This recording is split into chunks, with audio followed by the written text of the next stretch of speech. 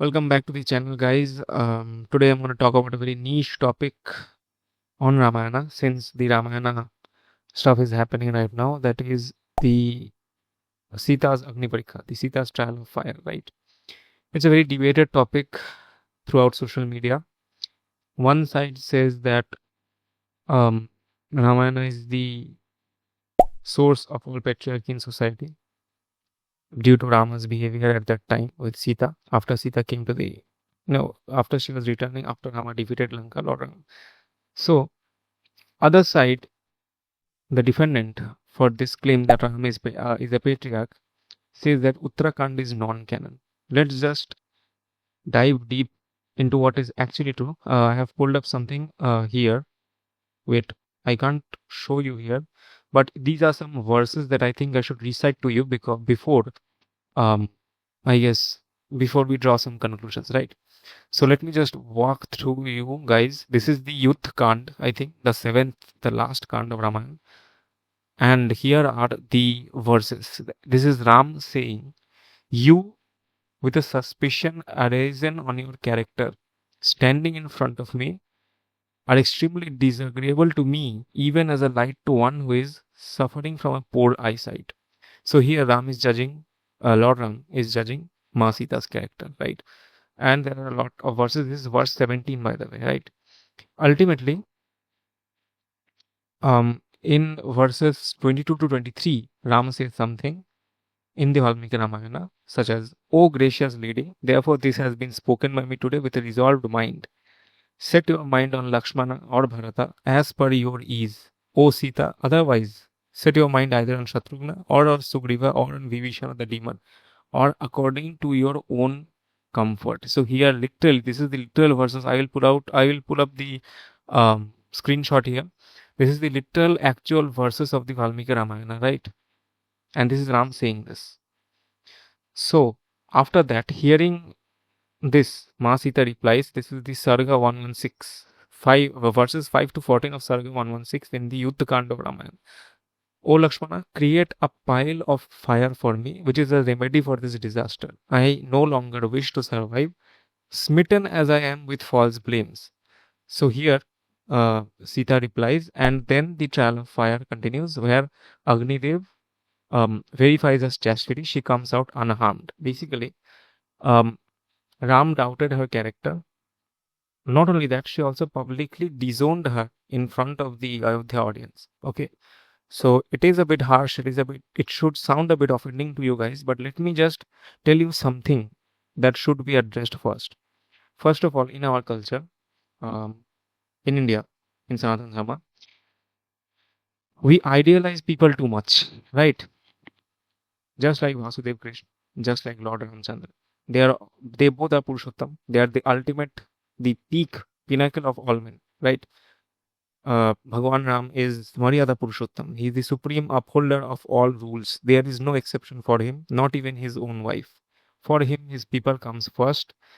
For him, the concept of utopia, that is Ram Rajya, comes first. So, considering if you are watching it from the lens of Maryada Puroshottam, we could argue that Bhagwan Ram was just trying to make his people get rid of their own suspicion on Masik, even though they shouldn't have it. But yeah, that is how Ram responded to the situation, which ultimately caused him a lot of depression, by the way. Like, after Uttarakhand, a lot of depressing stuff happens to Rama.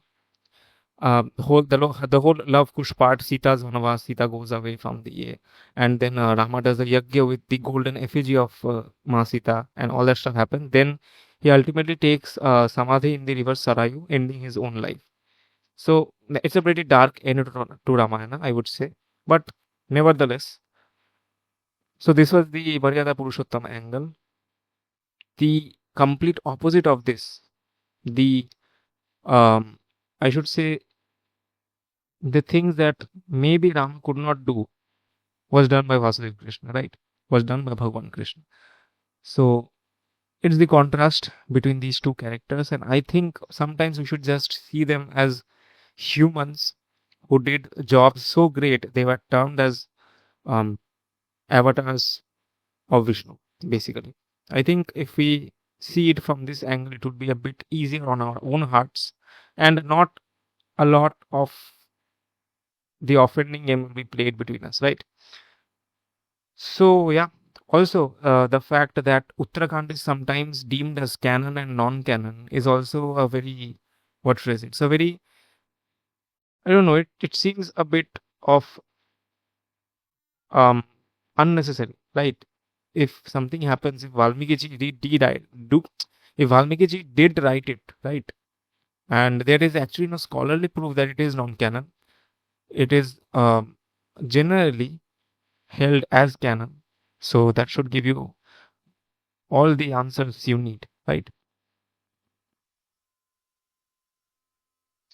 So basically, another side of social media weaponizes Ma Sita's Agni Pariksha, which she, obviously the context of this scene was to prove her purity, that she as a woman did not, like, is not involved with Ravana anymore, or the pretense of having anything inappropriate with Ravana or his demons was completely thrashed away during her trial of fire.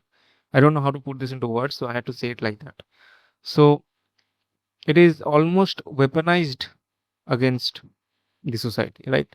And obviously, there are a lot of forces in the world trying to pull down our culture, that is Sanatana Dharma. But you should also understand that these men that we look up to, Maryada Puroshottam and Leela Puroshottam, both of them did not have the idealized lives we mean to follow, right? We aspire to follow. Lord Ram obviously couldn't see his children. Like, he didn't know he had children. I think so. I think Love and Kush were completely unknown to him. Also, the fact that Krishna's son, Pradyumna, by the way, Krishna and Ma Rukmini's son, he also had to go through the same fate Krishna did during his own prison time.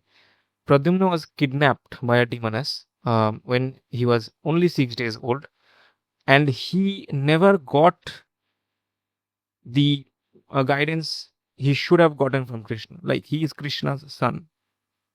It's a amount of peer pressure that nobody can understand, right? So maybe it was his Leela also, that his son may grow up in a free environment where he doesn't have to um, gnaw at his own personal health, knowing that he is Lord Krishna's son. He has to do this, he has to do that. He is this, he is that. And I think later on, Pradyumna comes back to Dwarka. Something like that happens. If you guys know about the story of Pradyumna, be sure to drop it down in the comments. And this was it for this video. A very, I would say, a very uncomfortable conversation it was for today. And I got to know about this because, yeah, posts were coming in my Instagram feed about Sita's Agni Pariksha. And it's, yeah, there is no conclusion to this, to be honest, because the context at which Rishi Valmiki wrote Ramayana will not be digested by the population as such, right? So that is also something. This also makes me wonder, what would the Gen Z say if they realize what happened during the Yadava genocide, right? Almost all of the Yadavas were killed by Balrama and Krishna themselves by their own hands. That is what happened. It was a curse. It was Gandhari's curse coming into action, and both Balram and Krishna had blood on their own hands. So I wonder what the other side of the social media should think about this. The main